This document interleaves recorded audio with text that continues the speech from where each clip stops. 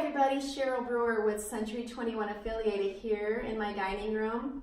When I last saw you, Bob and I were just getting started with the feature wall behind me. We used a Chippy barnwood shiplap, and it is pretty much done. Bob has a little bit of trim left to do, but it is doing exactly what we hoped it would do. It's bringing more light into our dining room, and that's what our goal was.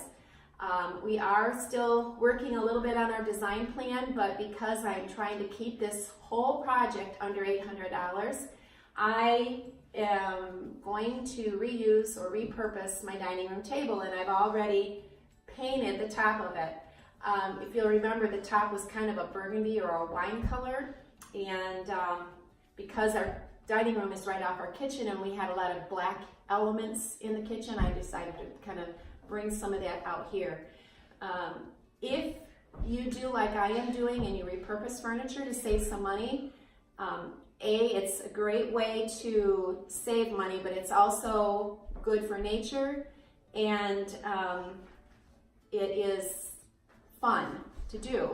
So if you choose to do this, one thing that I would recommend is that you sand the surface before you start painting. You'll want to sand it good, clean that sanding material off, and then put down a primer or use a paint with a primer in it for your base coat. You're probably going to need 2 or 3 coats to get a real nice smooth finish on it. And then on your very final coat, you're going to want to probably roll it on with a foam roller head. This one is not foam.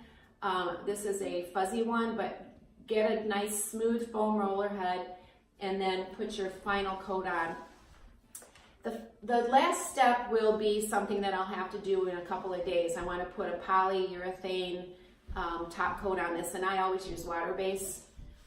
It'll just give it a protective coating so that you can actually use it, because I entertain a lot. I have a big family. They come over here a lot. I want to make sure that this doesn't get damaged once I've gotten it finished. So I'm going to probably put 2 or 3 coats of that water-based protective coating on, and then I'm going to let it set about a week before we actually use it, so it won't be tacky. So as far as design plans go, that's one thing that I wanted to talk to you about a little bit today. When you're thinking ahead and you're putting your design together, always try to make it cohesive.